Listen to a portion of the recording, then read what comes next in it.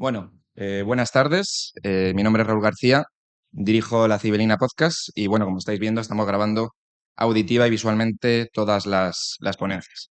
Lo primero, agradecer a todas las asociaciones por haber formado todo este evento, también a los compañeros de la Rey Juan Carlos, en especial a Juan y a Miquel, por proponernos participar y cubrir todo esto. Y por supuesto a todos los oyentes, que siendo un viernes por la tarde, ¿no? Pues que hayáis sacado un ratito por la mañana y por la tarde para poder venir, pues a escuchar las ponencias es muy valioso, porque las ponencias están siendo muy valiosas. Entonces, bueno, antes de nada, aclarar que aunque nosotros estemos cubriendo los eventos, tanto los ponentes como las asociaciones como los oyentes, si queréis escuchar luego una charla o tenerla vosotros, con enviar un correo a la cibelinapodcast.gmail.com, pues os lo pasamos de manera íntegra. Nosotros entendemos que a lo mejor podemos sacar algún clip interesante, pero que luego los propios ponentes, las asociaciones, sabéis lo que mejor funciona para vosotros, así que queremos que tengáis también pues, todos estos recursos como es lógico. Así que bueno, vamos a pasar ahora a una mesa redonda, aunque hay que hacer un ejercicio abstracto con lo de redonda, pero bueno, una charla más abierta, ¿no?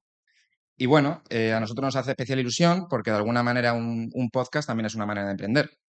Y bueno, normalmente hacemos episodios de psicología por lo que he estudiado, que, ojo, la psicología, como se ha comentado en muchas ponencias, no queda exenta de jugar un papel muy importante en el mundo empresarial, que también pues hablaremos un poco de eso. Pero bueno, otra parte sustancial de los programas que hacemos va dirigido a los emprendedores, a las empresas de la zona de Madrid Sur, de Getafe.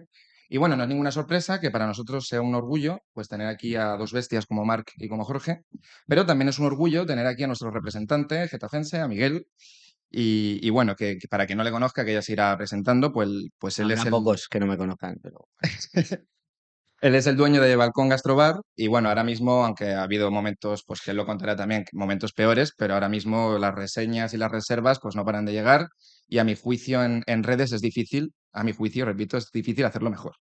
Entonces, bueno, hemos querido todo el equipo, tanto Conde como Lucrecia y Marta, que no han podido venir, que tener estas tres visiones, estas tres perspectivas, es muy enriquecedor porque cada uno, pues bueno, tiene un poco su ámbito dentro del mundo empresarial y que bueno, que esto puede ser muy entretenido para todos.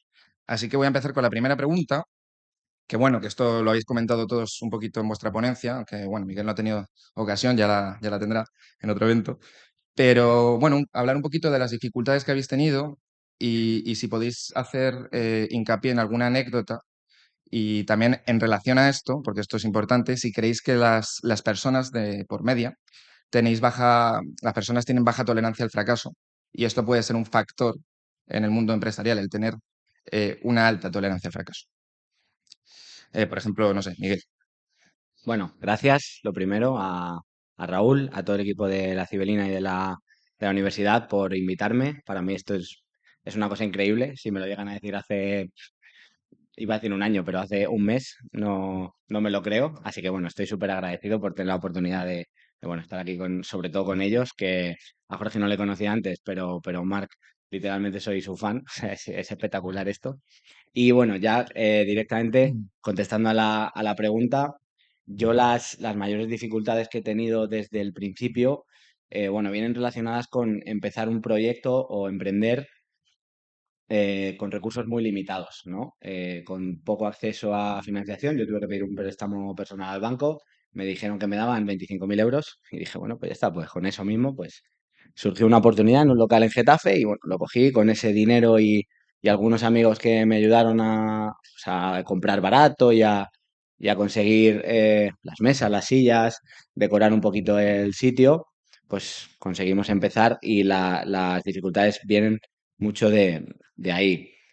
Como anécdota, pues hay una muy divertida que es de hace no mucho, aunque yo llevo con el proyecto ya 5 años, esta anécdota es de febrero del año pasado, eh, digamos cuando el restaurante estaba empezando su crecimiento, ¿no? Hasta el punto en el que está ahora, el mes de enero, pues hacemos una facturación que más o menos no está mal, igual que la de diciembre, sacamos una rentabilidad de cerca del 20% esos 2 meses y estamos muy contentos, tal, pero no sabemos, ¿no? Sigue habiendo incertidumbre de si eso seguirá en ese sentido y entonces decidimos que con una pequeña partida que nos sobraba como para reinversión, eh, yo soy muy fan de las zapatillas, me gustan mucho, me sé todos los nombres de todos los modelos y todas estas cosas.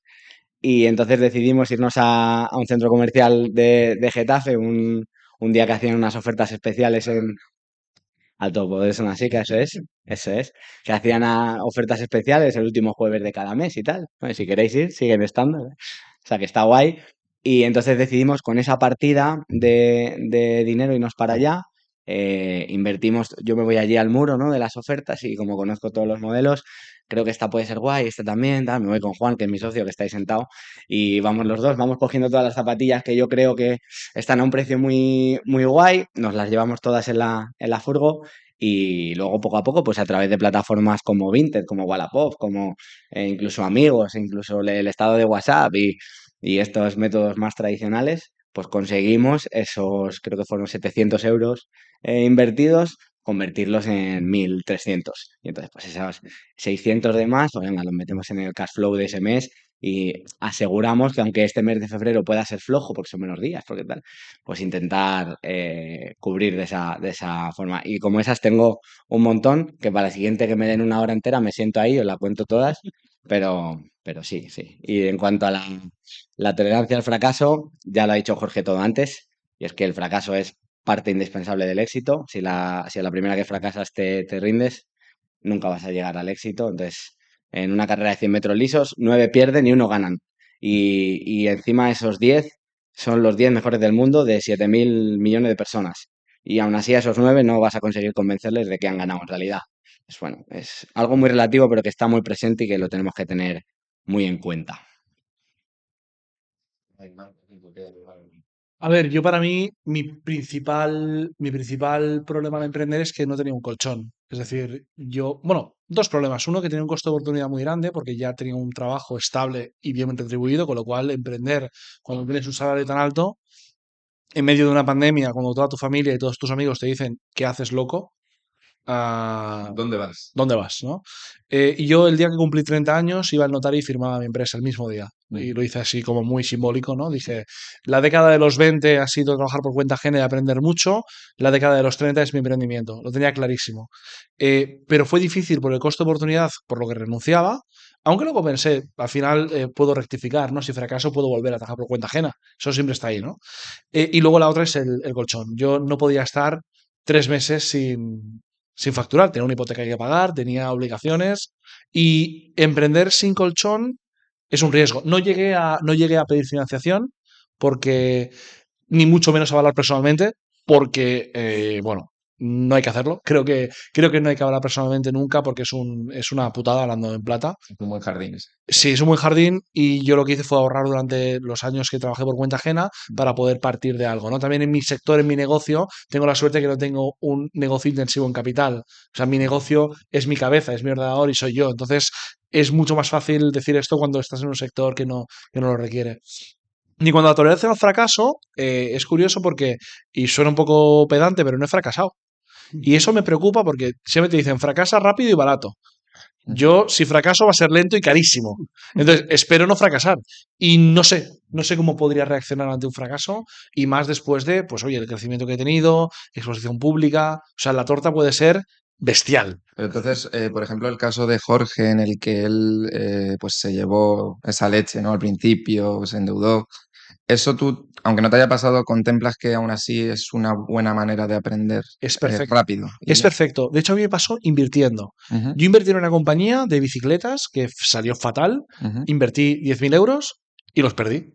Y dije, vale, he aprendido, es un máster, ¿no? He hecho un máster de 10.000 euros. Ya sé lo que no voy a hacer nunca más.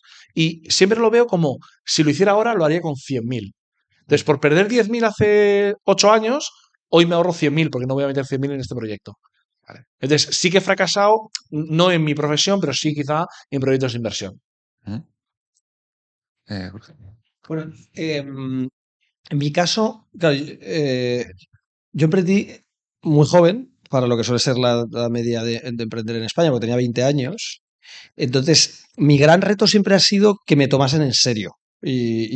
Porque al final tienes como no sé, tienes que demostrar algo adicional a la gente que ya tiene otra edad, ¿no? Si tienes ya 30, pues ya es otra cosa. Si tienes 40, ya ni te cuento, ¿no? Pero al final se entiende que si te llega un chaval de 20 años, cuando estaba montando mi primera empresa, a vender vino, aunque fuese lo que estaba vendiendo, o jamones a los restaurantes, pues ya hay una parte que te miran de voy a confiar, no voy a confiar, y cómo de solvente va a ser que este chaval siga aquí dentro de 3 años. Y era la realidad porque acabé fracasando, ¿no? Es decir, por tanto, pues era entendible que el otro percibiese así el riesgo.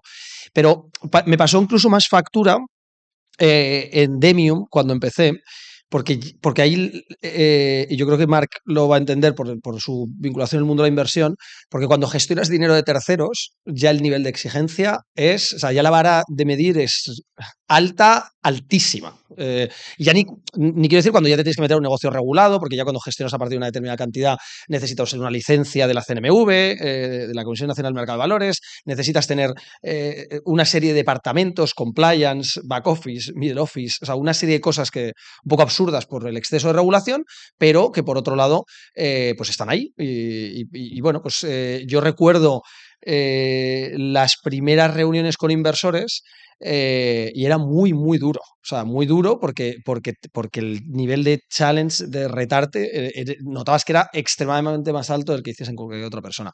Mi defensa, mi forma de protegerme de eso, la barba. O sea, para cualquier persona a lo mejor llevar barba pues puede ser coyuntural, pero yo no me he vuelto a afeitar en 12 años. O sea, yo me recorto la barba, pero no me puedo afeitar. O sea, es decir, porque o sea, ahora estoy cascado porque tengo una hija a principios de este año, pero siempre, cuando le preguntaba a la gente qué edad tienes, o sea, yo era el típico que con 28 o 30 años me seguían pidiendo el carnet en las cosas esto, en las discotecas. Y de verdad que me ha pasado, o sea, es decir, hasta momentos en los que a mí ya me hacía hasta gracia, era decir, pero tío, que de verdad que tengo 28 años, es decir, que yo hace ya 10 que no me lo deberías pedir conceptualmente.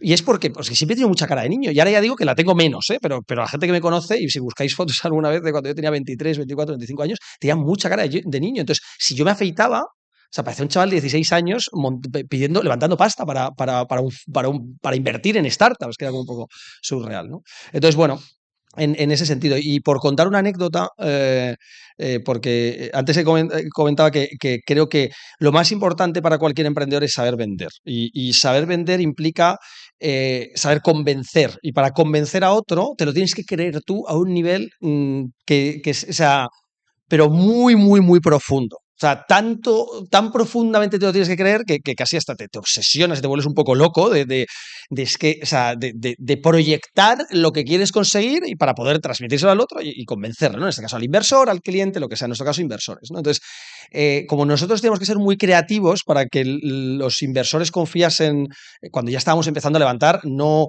decenas de miles de euros, que fue en el 2013, 14, 15, luego ya en 2016, 17 ya cientos de miles de euros, y ya en 2019 y 20 empezamos a decir tenemos que levantar millones de euros, ¿no? Y entonces necesitamos que los inversores no nos metan un ticket de 150.000, sino que nos metan un ticket de 1, 2 o 3 millones. Entonces, hay varias experiencias con inversores internacionales, porque nos fundimos ya todos los inversores en España, o sea, tocar tantas puertas, que llegó un momento que dijimos, oye, tenemos que tocar inversores internacionales, porque hay más pasta fuera que en España. Y entonces, tenemos muchas anécdotas, mi socio y yo, porque nosotros identificábamos, oye, si un inversor, sobre todo durante el COVID, ¿no?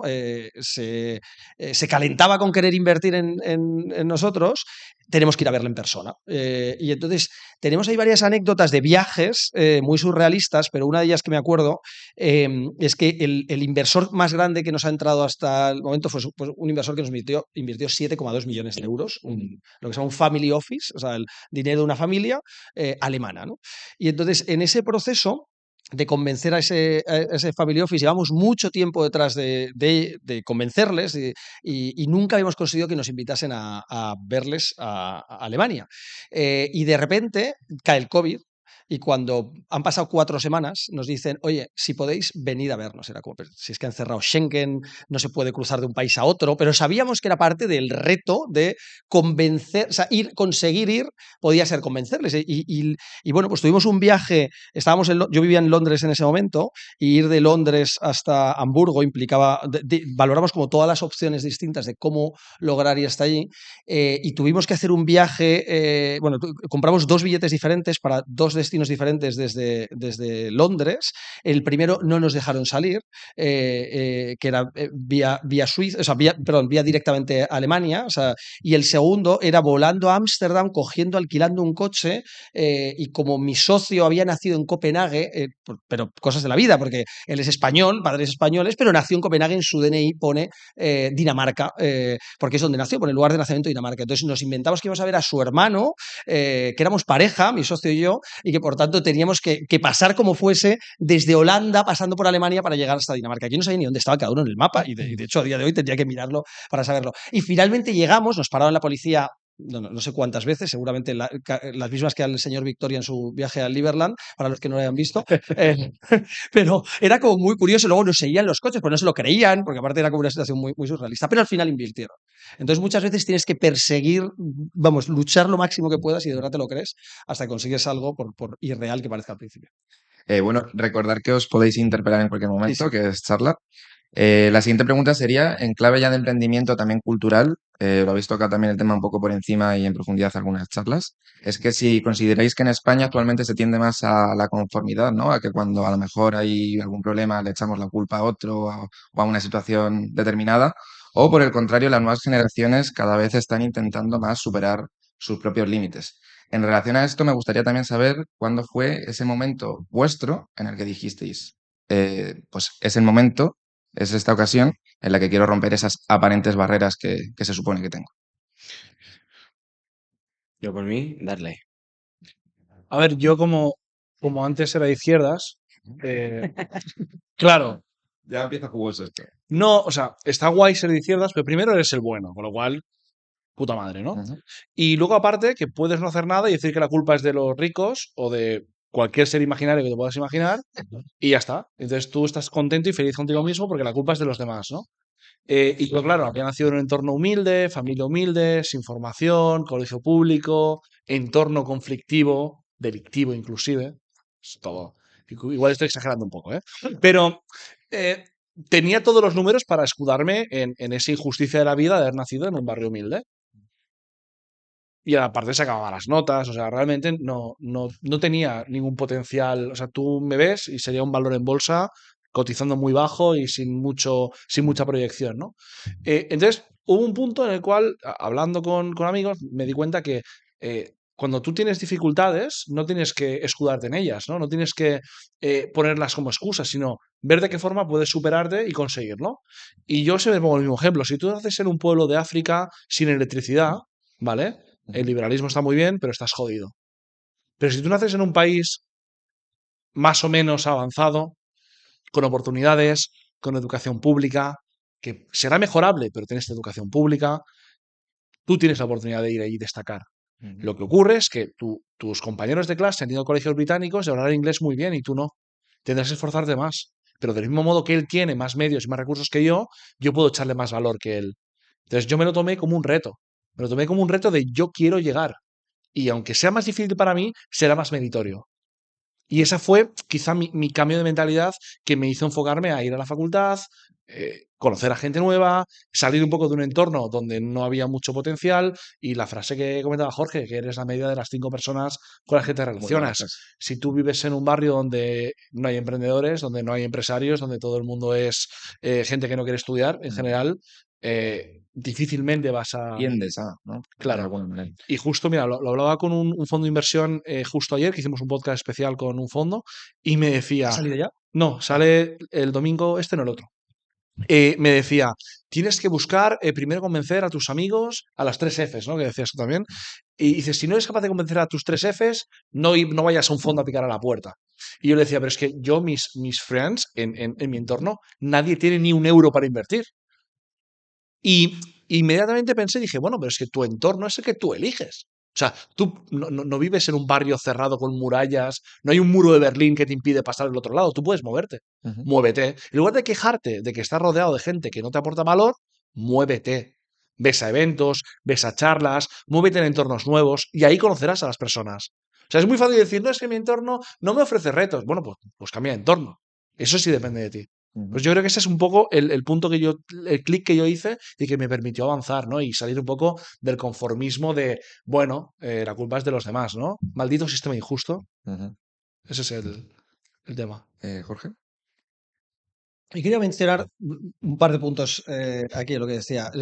Primero, una unpopular opinion. La educación pública es mala, ¿vale? O sea, es decir, cuento por qué, porque además quiero generar, si lo veis diferentes. O sea, yo pienso que o sea, es decir, el hecho de que exista una formación reglada que de nuevo pues viene marcada por el Ministerio de Educación sobre qué es educación y qué no para los niños, impide que haya la innovación que podría proporcionar los empresarios en ese sector, porque realmente no hay diferencia sustancial entre un colegio público y uno privado. Yo fui uno concertado, porque era el mismo que había ido mi madre en su momento y porque era el que pillaba más cerca del barrio y eran unas monjitas que eran maravillosas. Pero era muy similar era una fundación y era muy similar al sistema educativo en el colegio público. Pero ¿sabes? Es decir, yo creo que igual que en los alimentos, el hecho de que el Estado no nos tenga que proveer de alimentos, que es una necesidad más básica y elemental que la educación, porque hay un menor nivel de regulación o de intervención estatal para determinar lo que es educación y lo que no en primaria, y lo que es comida y lo que no, ese menor nivel de intervención hace que haya más alternativas y el precio baja radicalmente. Yo pienso que si no hubiese educación pública, las alternativas que surgieran del mercado harían que, tanto del mercado como de la sociedad civil, que antes debatíamos un poco sobre ese punto, yo creo que harían que nadie se quedase sin acceso a la educación, porque ya hemos llegado a un nivel de conciencia social que yo, vamos, estaría dispuesto, si hubiese muchísimos menos impuestos, estaría dispuesto a donar todo lo que pudiese, todo mi dinero del resto de mi vida para que nadie se quedase sin acceder a la educación, pero realmente creo que percibiría una formación verdaderamente de mucha más calidad. Estoy de acuerdo parcialmente, por una razón, y es que, claro, si tú creas distintas escuelas privadas, compiten en precio. Por tanto, es más eficiente, ¿no? Podrías reducir los costes de proveer el servicio en términos globales, ¿no? Pero habrían escuelas mejores que otras, ¿no? Y las que son mejores tendrían más demanda, ergo el precio sería superior. No. Porque lo que habría, o sea, porque quiero decir que los sistemas educativos generan economías de escala y lo que haría sería, pues yo qué sé, o sea, es decir, igual que el precio de un bien que es muy demandado en el mercado, claro, si nadie satisface esa demanda adicional que se genera, tiende a subir. Pero en el momento que hay una oportunidad, lo que va a tender es automáticamente de nuevo a bajar y el líder del mercado va a bajar, va a trasladar precios muy bajos. Claro, la cuestión aquí es que tú crearías escuelas privadas que tenían una reputación muy importante y esas podrían mantener precios muy altos. Es decir, la escuela más cara sería la mejor y la más barata sería la peor, por competencia. Pero porque estamos pensando solo en escuela. O sea, yo lo que creo es la escuela es la formación reglada tal y como la entendemos a día de hoy, primaria y secundaria, viene de un modelo de hace 200 años. Y además es un modelo en el que solo nos formamos con gente de nuestra edad y no con... o sea, tú puedes aprender mucho de una persona que tiene 8 años más que tú y alguien que tiene 8 años más que tú puede aprender mucho de cuidarte por tener un mayor desarrollo emocional. Entonces, yo creo que realmente la clave es que intentar predeterminar ex ante las soluciones que el mercado va a ofrecer si no existiese el Estado dando la educación pública, yo creo que es muy complejo, porque realmente no sabemos qué soluciones aportar. Y yo creo que en el mundo en el que la tecnología ha avanzado tantísimo, yo creo que los modelos educativos nuevos serían muy diferentes y no todos serían lo que hoy entendemos como escuelas. Totalmente. ¿Tú has sido a pública o privada? ¿Tú qué crees? No me atrevería a prejuzgar, jamás. Pues te voy a sorprender porque la primaria la hice en un concertado porque estaba muy cerca de casa y luego ya la secundaria sí en un público, además ahí, bueno, en pleno, ¿sabes? En pleno bullicio pasaban cosas. ¿Entorno delictivo como yo? Sí, Bien. pasaban Bien, cositas. genial. Sí, además, justo he coincidido que en mi primer año de secundaria, primero de la ESO, me tocó la clase de los repetidores. Perfecto. Además repetidores de 2 años, no de 1, de 2. O sea, eran chavales que me sacaban 2 años, a cada cual peor. Eso es como una aceleradora de startups, pero en versión, Más o menos. delincuente, ¿eh? Es una aceleración de delincuentes. ¿Sabes? Sí. Entonces, ahí tú te ves ahí un poco en la encrucijada porque tienes que conseguir caerles bien para que no te roben, pero no lo suficiente como para que te inviten a irte con ellos, porque entonces la lías. Entonces al final se aprende y es una manera de emprender también. Son clientes con los que te tienes que relacionar, pero lo justo, ¿no? Lo justo. Sí, yo en relación a lo que dice Jorge, ahí no vamos a debatir sobre si la escuela pública es buena o mala, es bastante obvio, pero, pero creo que ¿Buena o mala? es mala. Ah, vale, vale, Sí, vale. sí, No, mala, mala. Pero tiene una razón también bastante obvia y es un poco, yo creo, también hablaba Marc antes de eso, es el tema del adoctrinamiento y más que un adoctrinamiento como tal, es un poco meterle a la gente la cultura de la aversión al riesgo, ¿no? De tener miedo a arriesgarse. Ujú. Y al final, incluso no creo que la reglamentación o la formación reglada tenga como objetivo eso, pero sí que en muchos de los casos las personas que se encargan de darte a ti esa formación reglada son funcionarios públicos que literalmente su objetivo en la vida es tener un sueldo para toda la vida y no preocuparse de nada más nunca más. Entonces, a un niño, esa persona lo que le va a transmitir es vete a lo seguro, vete a lo fácil, estudia un poquito durante un año y ya tienes un trabajo para siempre, tal y cual. Entonces, incluso inconscientemente, creo que se nos está metiendo en la cabeza desde pequeños esa aversión al riesgo y eso de no ir con cuidadito que la podéis liar. Y ya no solo eso, o sea, yo en mi promoción había mucha gente que decía, yo quiero hacer magisterio no por mi vocación a la docencia, no, porque tengo más vacaciones, el sueldo está bien y no es muy complicado. Porque de junio a septiembre, tacata. Pinta y colorea y pa'lante. Entonces, claro, dices, tienes en la profesión, yo creo que la medicina y la educación son dos profesiones extremadamente importantes en una sociedad. Y tienes a gente que no le dio la nota para ingeniería y que se ha apuntado a una carrera fácil para poder tener un sueldo y más vacaciones. Ujú. ¿Ese es el perfil que queremos para que formen a nuestros hijos? Sí. Bueno, vamos a pasar a la siguiente porque si no, no nos va a dar tiempo a todas. No creo que tenga nada que hacer esta gente tampoco. ¿Qué un características? viernes a las 8. No, estos ahora nos han de botellón, seguro. ¿Qué característica, metodología o virtud vuestra, ¿vale? Que aplicáis en vuestro trabajo? Repito, característica, metodología o virtud vuestra que apliquéis en vuestro trabajo. ¿Creéis que si aplicarais en cualquier otro trabajo también os funcionaría? Miguel, por ejemplo. Esta, yo creo que para mí es fácil. El ser adaptativo y resiliente. La resiliencia es una palabra que yo aprendí en mi trabajo anterior, que fue en Primark, que la decían mucho, mucho, y decía esta gente que está diciendo. Y luego una vez, Es esa, venga. una palabra súper rara, pero luego con el tiempo y después de emprender me he dado cuenta que es tremendamente importante, igual de importante que ser adaptativo y tener la capacidad de adaptarte a lo que te va pasando, porque eh, si no eres resiliente y si no eres capaz de perseverar un poco en tu objetivo, nunca vas a llegar a ser adaptativo. Y al revés lo mismo, si no eres alguien que se adapta con facilidad, nunca vas a poder ser resiliente porque enseguida te vas a rendir. Entonces, creo que esos dos adjetivos definen muy bien a un emprendedor que finalmente, bueno, consigue poco a poco llegar a conseguir lo que se propone. Ujú. En mi caso, la pasión. Creo que la pasión, el brillo en los ojos es algo que permite escalar cualquier negocio de cualquier sector. O sea, si a ti te flipa lo que haces y te encanta y te emociona, hace que, sea cual sea el sector, sea cual sea la disciplina, crezcas. Lo digo evidentemente, ¿eh? Puedes fracasar, pero fracasarás con el brillo en los ojos, que Ujú. eso es mágico también. Ok.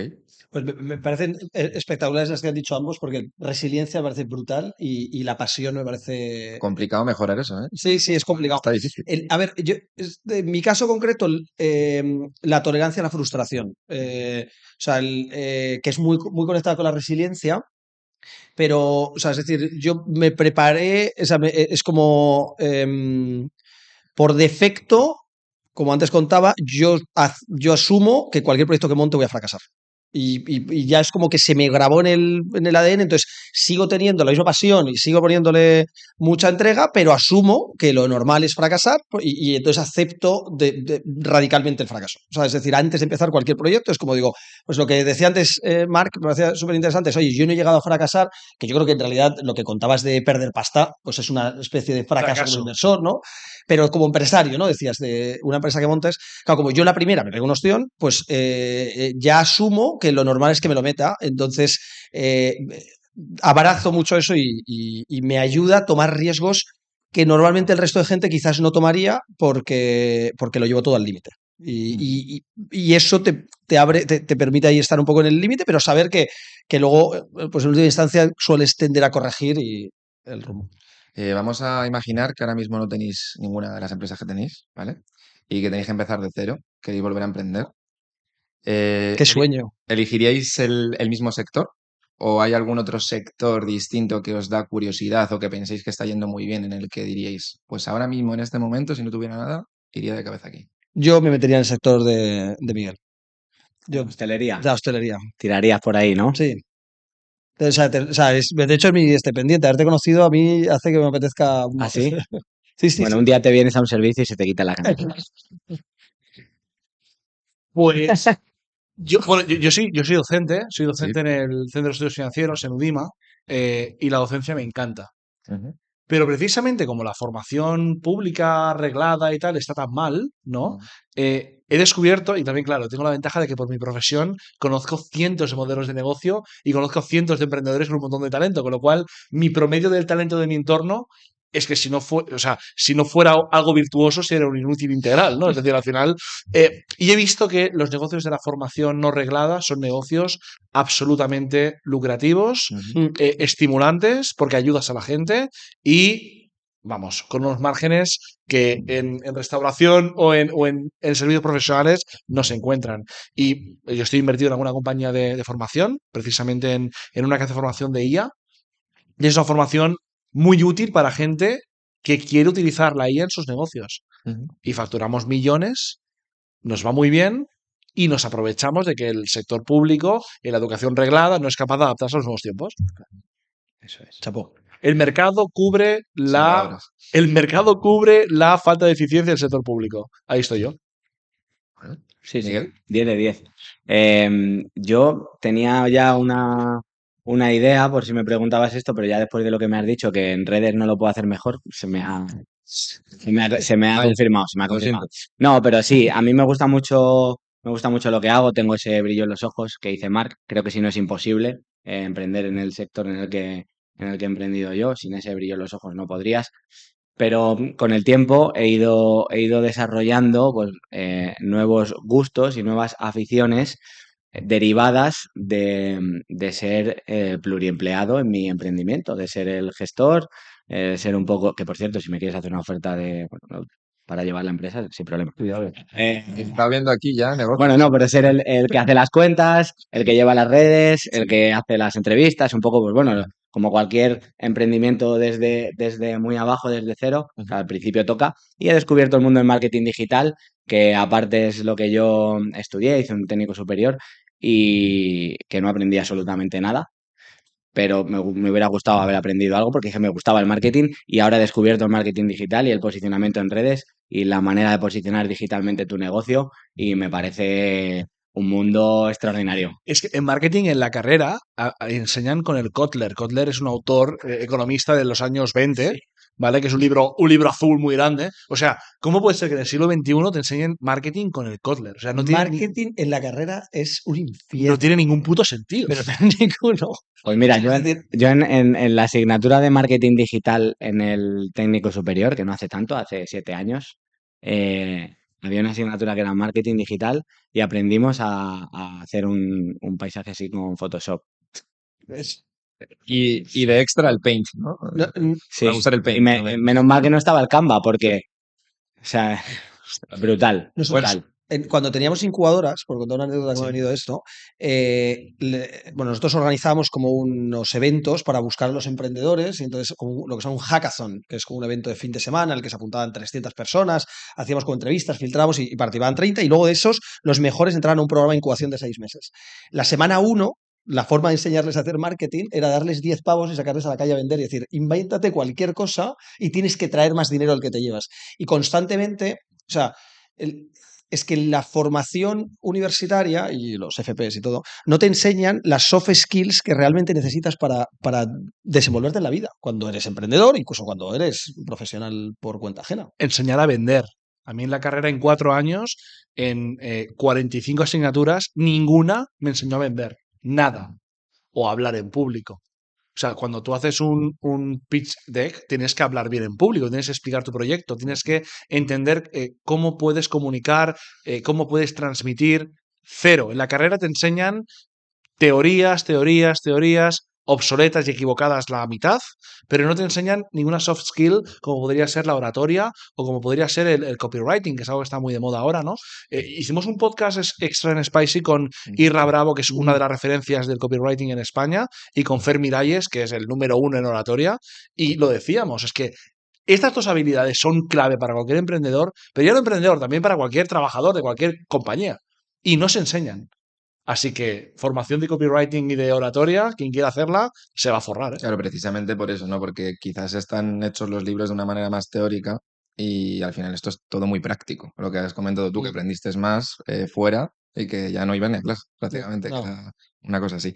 Estábamos hablando también del tema de las redes. Me gustaría que hicierais una valoración de la importancia que tiene ahora, ¿vale? En estos años, que ya viene con fuerza, y cómo lo habéis aplicado cada uno a vuestro ámbito. ¿Vale? ¿Cómo habéis conseguido potenciar ese lado de las redes, del marketing digital y tal? ¿Y cómo lo habéis hecho? Yo siempre he sido un desastre absoluto, o sea, no se me han dado muy bien y aparte siempre he tenido pánico escénico y exponerme o sea, es decir, siempre, por aparte le doy muchas vueltas a cualquier cosa que publico, luego me tiro todo el día pensando en lo que he publicado, en lugar de lanzarlo y olvidarme. Y de hecho, ¿eh? No, pero recientemente me han dado algunos consejos y de hecho me contaron uno que era como cuando lanzabas un post en redes sociales tenías que pensar en la mentalidad del arquero, o sea, cuando la flecha sale, olvidarte ya de lo que has publicado y ya la flecha dará o no dará y tienes que pensar en la siguiente, ¿no? Pero yo ahora mismo pienso que cualquier emprendedor tiene que crear contenido, o sea, es casi como un must absoluto Ley, para un negocio. ley absoluta. Sí, sí, yo creo, o sea, es decir, además a todas las compañías que estamos invirtiendo ahora mismo es como la recomendación extrema es no solo contenido que cree la empresa, sino la persona a título personal, a título individual, porque creo que es crítico colocarte como un líder de opinión en la industria en la que estés o en el sector al que te vas a dedicar. ¿Mm? Coincido en todo. El problema que tengo yo es que yo me quedé en la Game Boy Color. A ver, la Game Boy Color fue mi último dispositivo que controlo. Yo no tengo ni idea de redes sociales, cero. Lo único que tengo, por casualidad, 3 compañeros de viaje que son 3 maestros de las redes sociales y tengo un perfil público por casualidad. Pero sí que es verdad que tener presencia en redes, al final, en teoría económica se habla de diferenciación, ¿no? Se habla de ventajas competitivas a largo plazo, ¿no? Pues la marca personal, tu presencia en redes y tu opinión como líder en tu sector es una ventaja competitiva a largo plazo, absolutamente. Y el ejemplo que pongo siempre es el mismo. Cuando venía un cliente hace 3 años a mi despacho, venía a conocerme en persona y me preguntaba si sabía del tema, si era de confianza o no era de confianza y qué precio lo hacía. Hoy, cuando viene el cliente por la puerta, ya sabe que sé de mi tema, que soy de confianza y el precio le da absolutamente igual. Con lo cual yo puedo vender a un precio por encima de mi competencia y me compran a mí. Lo cual es más margen, lo cual es más ventaja. Entonces, esto es lo que te da manejar bien, ya no solo las redes sociales, que es una de las formas, sino crear una autoridad, creando contenido y permitiendo llegar a toda esta gente que no deja de ser tu target, ¿no? Tu cliente potencial. Miguel. Yo aquí voy a poner 2 ejemplos muy, muy, muy claros, que los he vivido yo y hace muy poco. El primero de todos, bueno, en la cuenta del restaurante, que es Balcón Gastrobar, podéis seguirlo todos en Instagram si queréis. Eh, eh, los platos están muy ricos. Bueno, en la cuenta del restaurante ya tenemos como 4 vídeos virales, en concreto uno muy, muy, muy viral, que habla de un premio que hemos recibido de TripAdvisor hace muy poco, y ese vídeo tiene 300.000 visualizaciones, ¿vale? Pues desde que ese vídeo se empezó a viralizar, en estos 2 últimos meses, las reservas se han multiplicado por un 250% más o menos. Hemos hecho récord de reservas 2 meses seguidos y tiene pinta que el mes que viene volveremos a hacer récord de reservas otra vez. Y eso sin contar la gente que no puede reservar porque ya está lleno, que es una barbaridad de llamadas diariamente. Todas, digo todas, el 95% son porque han visto el vídeo en Instagram. Y no sé si de aquí algunos, incluso vosotros, os habéis desplazado 20 kilómetros de vuestro domicilio alguna vez para probar una hamburguesa porque la habéis visto en Instagram. Seguro que sí. Entonces, ese ejemplo que es muy, muy fehaciente y se vive muy, muy de cerca, es un reflejo de lo que realmente son las redes sociales. Y el otro, justo pasó ayer, nos encontramos con Juan y yo nos encontramos con un señor de Getafe que es odontólogo de toda la vida, su padre ya lo era, tiene una clínica de hace 40 años y me dijo, pues un poco lo que me has dicho tú, te sigo en redes, tal, qué guay, mola mucho los vídeos que hacéis, qué gracioso eres, tal. Vale. Y luego al final charlando un poco, pues le acabamos sacando que bueno, ese tipo de contenido le parecía cutre, poco profesional, le parecía que para su clínica eso no iba, porque si tengo tiempo para hacer esos vídeos es porque no tendré mucho trabajo y muchas cosas que hacer. Y entonces yo le enseñé el número de cuentas alcanzadas de ese vídeo y el vídeo ha alcanzado más cuentas que personas viven en Getafe. Y entonces se le cambió un poco la cara.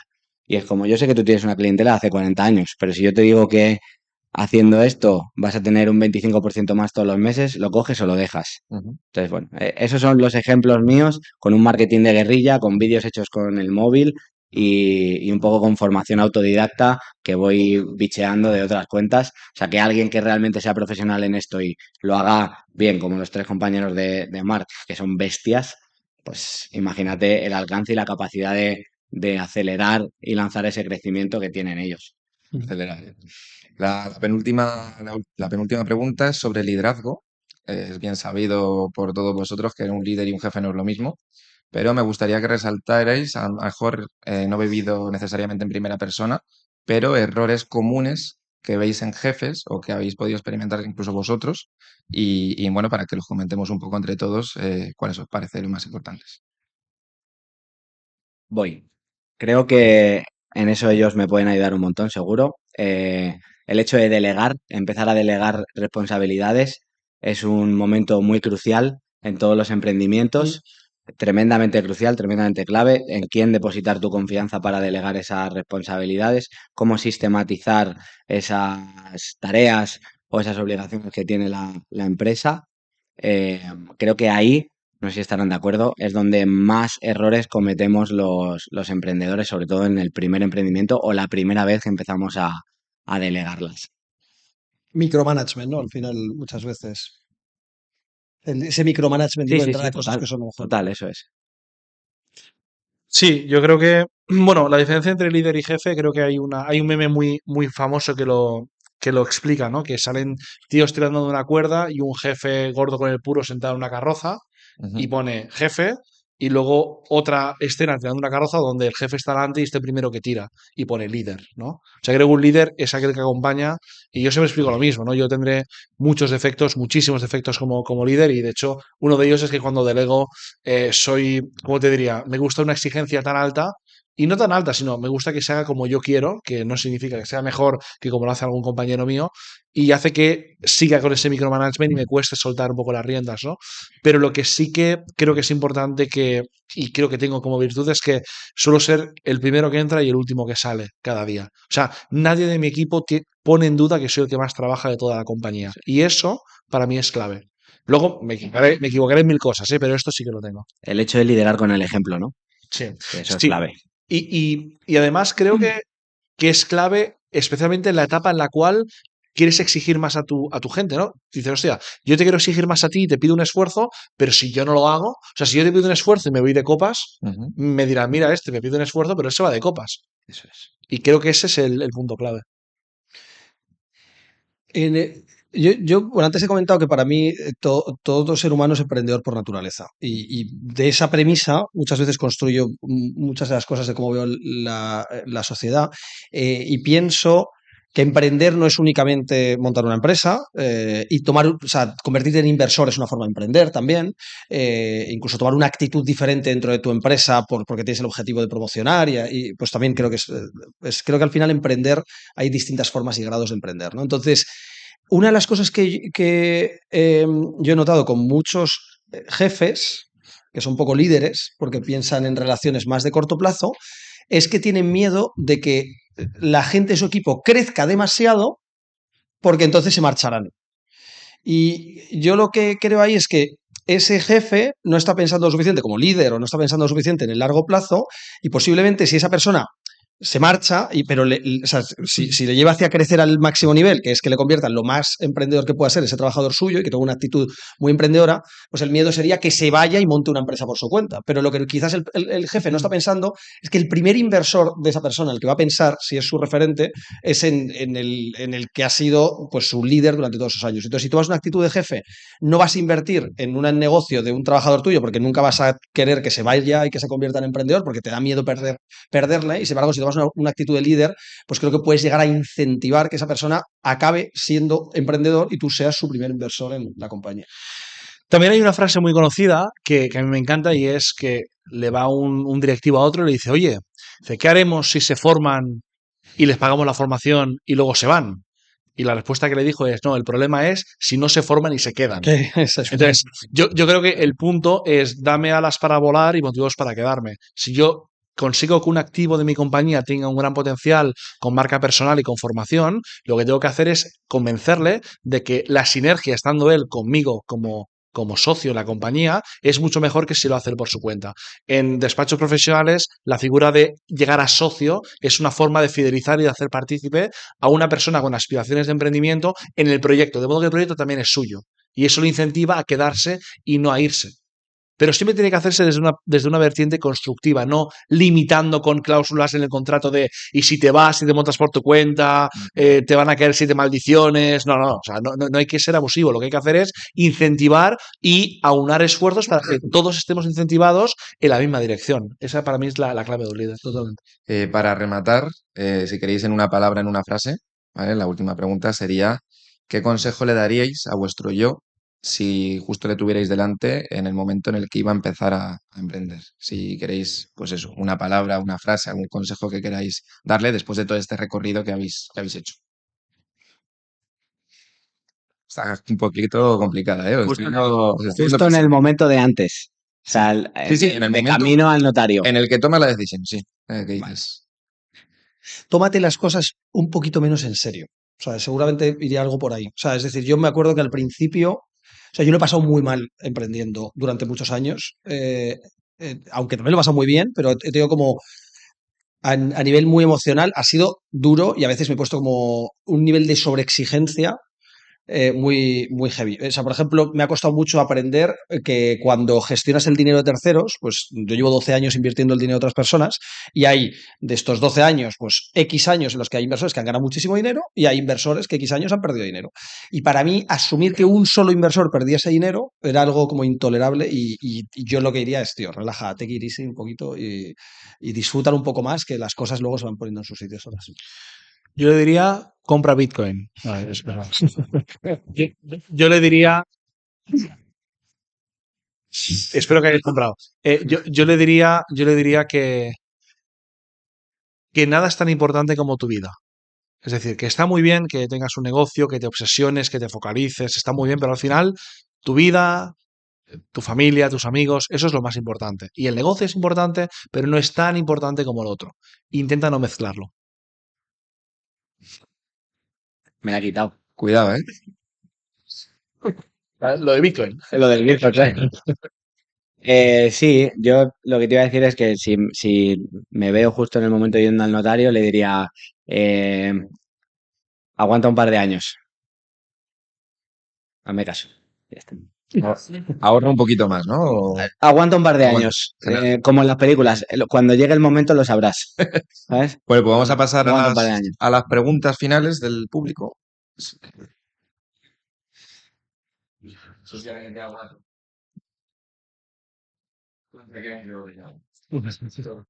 Normal.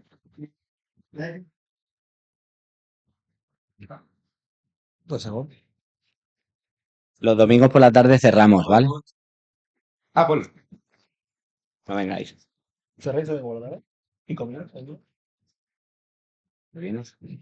No, es que siempre confían en mí en que puedo hacer buenas preguntas, pero en este caso no sé si voy a dar la talla. ¿Qué opinan de...? Es que claro, ha habido un poco un mensaje contradictorio ahí entre vosotros dos, porque, no, incluso entre los tres, porque aguanta un poco más aguanta 2 años, ¿no? Y que lleva a pensar en el valor del sacrificio, del esfuerzo y que la recompensa viene diferida después de todo ese sacrificio de esfuerzo. Y que muchas veces los emprendedores tenemos la experiencia de que si no, de que hacia atrás vemos el valor de ese esfuerzo y que efectivamente tuvimos un resultado positivo y que si no nos hubiéramos sacrificado así no hubiéramos llegado a ese resultado positivo.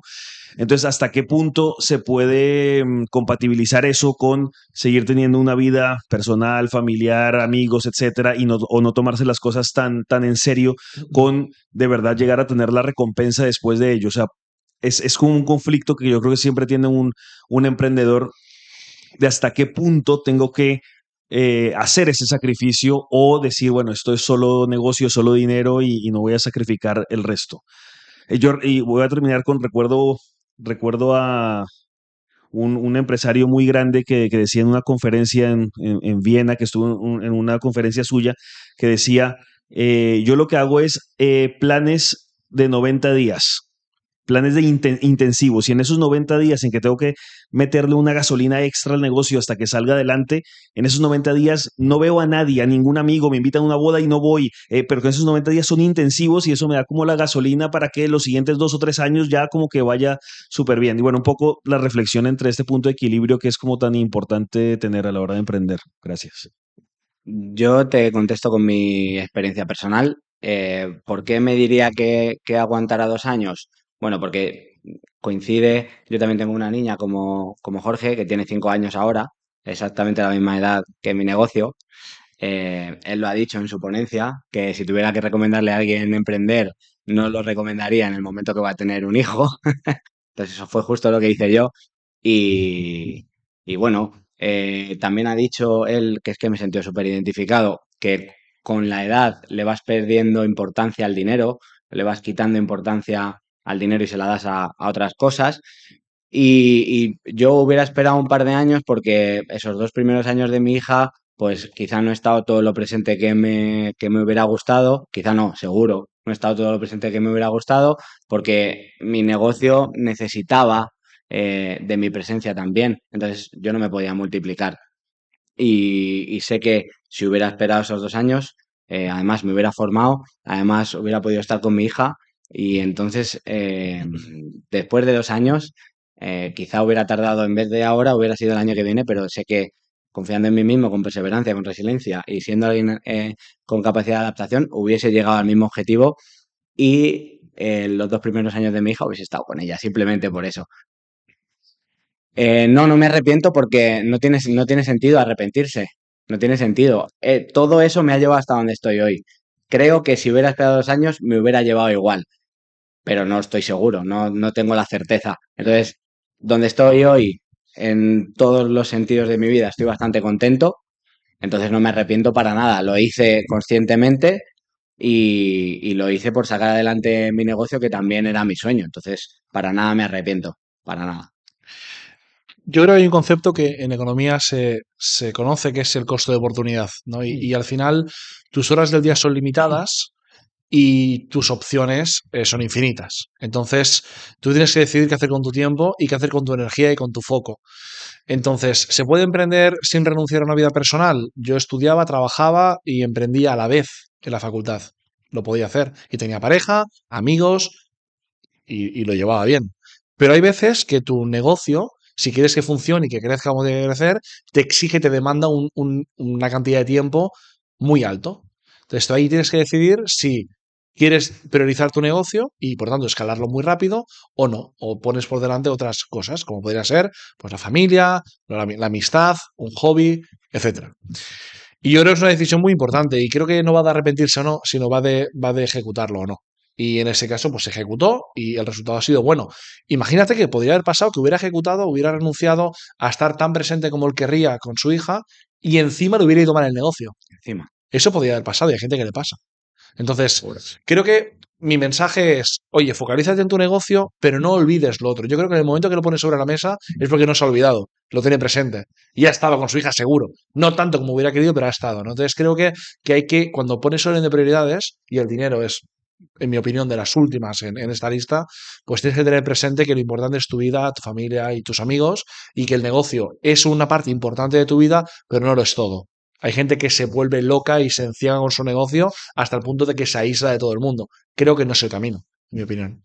Yo me siento muy identificado con lo que estaba diciendo Marc, a título personal, como persona que me obsesiona, que muy joven me pasó eso. Y claro, si me preguntas si me arrepiento, pues no me arrepiento, porque también considero que es parte de lo que me ha llevado hasta aquí y me ha configurado como el tipo de persona que soy y creo que es pues lo que me permite también pues enfocar de otra manera ahora mismo el trabajo. Y no has llegado a decirlo, aunque todo el rato estaba implícito, pero para mí en concreto lo que más puse en juego en mi vida fue la salud. O sea, es decir, al final hay determinados ritmos y hay determinadas obsesiones que te pasan mucha factura. Entonces, para mí ahora mismo, que me he vuelto a lanzar a emprender 12 años después y que pues trabajo con gente que no había trabajado antes, el equilibrio entre la vida personal y la profesional, el que en el momento en el que te empiezas a tener señales de tu cuerpo, de que tu sistema inmunitario ya te está diciendo como, hey, que las cosas no, que a lo mejor estás ahí a un ritmo que no toca, pues creo que hay que aprender a escuchar un poco al cuerpo. Creo que el deporte es fundamental y yo dejé de hacer deporte pues durante más de 10 años, pero por completo. Y entonces pues me he dado cuenta que ahora mismo hay como ciertas cosas. Por supuesto, la primera, mi hija y mi mujer, porque al final es ese eje de la familia, lo que hablábamos, la salud junto con eso, pero luego también eso, las relaciones personales y cultivarlos. Pero en mi caso, yo digamos que he sacado el aprendizaje 15 años después y con una factura que me ha salido muy cara. Pero bueno, al final me alegro de haber aprendido esa lección porque hay gente que llega al último día de su vida y se da cuenta, mirando para atrás, de que no pasó tiempo con sus hijos en 40 años. Y joder, pues Miguel se da cuenta pues cuando su hija tiene 5 y seguramente hace unos cuantos años, muy al principio. Sí. Yo ya llevo un tiempo que paso un montón de tiempo con ella y estoy encantado. Estoy encantado. De hecho, también viene a colación un poco de lo que hemos hablado antes. En mi Instagram personal, lo que intento transmitir un poco de manera, pues bueno, igual, ¿no? De una manera muy natural, es cómo compaginar el tener una niña, intentar ser un papá presente y a la vez tener un restaurante y tener todas esas responsabilidades en el inicio, ¿no? Entonces, creo que es guay dar visibilidad a todos los tipos de negocio y, y nada, ya está, eso es todo. Yo para terminar quería preguntaros una pregunta un poco así para, digamos, explayarnos un poco, que sería, de aquí, pues, ya claro, pensar de aquí a 50 años es un poco extraño, pero me gusta plantearlo así, y es porque, por ejemplo, ya han venido gente... ¿Cuántos has dicho? 50, por ejemplo. Vamos, Estaremos. bueno, entonces, pero va a tener sentido cuando lo plantee. Digamos que, pues, una persona ha venido aquí y me ha hablado de IA. Otra persona, y de repente tú me hablas de que el emprendimiento es muy importante y todo este tipo de cosas. ¿Crees que nos dirigimos a un futuro donde cada vez va a ser más importante emprender y tener una mentalidad emprendedora? ¿O por el contrario, crees que todas estas nuevas revoluciones tecnológicas lo que nos va a permitir es, digamos, ser un poco menos emprendedores? Digamos, no vivir esa experiencia de emprender a ese nivel tan grande o digamos con un, no sé, con un colchón más grande. No sé si me estoy explicando. Me cuesta decir si, en mi caso concreto, si es más o menos, porque yo creo que ha tenido una importancia crucial. Quizás es un buen momento para darnos cuenta de la importancia crucial que ha tenido la actitud emprendedora a lo largo de la historia de la humanidad. O sea, me refiero que cuando tenías que salir a cazar y cuando no tenías casa, cuando tenías que asegurarte que el fuego se mantuviese encendido y para espantar a las bestias, o sea, me refiero, creo que es que está tan imbricado en el ser humano que yo creo que es un momento muy crítico porque hemos perdido la conexión con esa naturaleza humana. Pero yo creo que la inteligencia artificial, las nuevas tecnologías o todo el futuro que venga, más distópico, más utópico, todo, yo creo que van a, o sea, es decir, van a traer bastantes retos relevantes a los que vamos a tener que, como sociedad y como individuos, responder y por tanto, bueno, pues yo creo que a cualquiera recomendarle que sea muy emprendedor va a ser algo muy positivo para su vida. Me encanta porque cuando los economistas no sabemos la respuesta, porque no tenemos la bola mágica, siempre miramos al pasado y vemos qué ha pasado en épocas anteriores, ¿no? A ver, revoluciones tecnológicas las ha habido a lo largo de la historia de la humanidad y creo que la tendencia es que en todas esas revoluciones industriales, tecnológicas que ha habido, la derivada ha sido que ha habido más oportunidades de emprendimiento. Eso por un lado, con lo cual yo creo que me inclino más hacia la parte de que habrá más emprendedores que ahora. Espero y deseo por el bien de todos. Y luego hay otra cuestión que también comentábamos en el Extra Spicy del fondo de inversión, que con IA la barrera del capital para invertir cae. Es decir, veremos empresas de una sola persona con asistentes de IA a un coste absolutamente irrisorio, creando imperios empresariales y vendiéndose compañías por 1.000 millones que solo hay una persona dirigiendo la compañía. Y creo que esto facilita el emprendimiento porque te elimina la barrera del capital. Sí, yo iba a decir literalmente lo mismo, que cualquier innovación lo que hace es que las mentes inquietas se pongan a buscar la oportunidad de encontrar nichos que todavía no se han descubierto. No sé, ahora mismo no tengo el dato en la cabeza, pero sí que he leído infinidad de veces. En 2060 habrá no sé cuántos mil empleos que todavía no se han descubierto, ¿no? Y luego quería también hacer referencia a un meme, yo soy muy de memes, y hay un meme muy interesante que va muy relacionado, que sale una persona, un tío de repente mirando como a un paisaje y pone, ¿cómo coño crearon el wifi a partir de esto, ¿no? Y es un poco lo que tú dices, ¿no? Pues ahora viene, a partir de eso, literalmente crearon el wifi de las montañas y los ríos y los árboles, ahora hay wifi. Entonces, eso era impensable hace 500 años, ¿no? Y sin embargo, ahora vas a un sitio y no hay wifi y dices, joder, vaya, pues con esto va a ser lo mismo. Llegará la IA, se irá implantando poco a poco cada vez más en todas nuestras vidas y lo que te he dicho, las mentes inquietas que por suerte esperemos que cada vez, como dice Marc, sean más, se romperán la cabeza buscando nichos y oportunidades y espacios que todavía no se han descubierto para, para emprender y para sacar esa capacidad emprendedora, sin duda. Pues ya, vamos a dejarlo por aquí. Muchísimas gracias a los tres, también a Paul por participar. Y nada, un aplauso para ellos, ¿no? Que son maravillosos.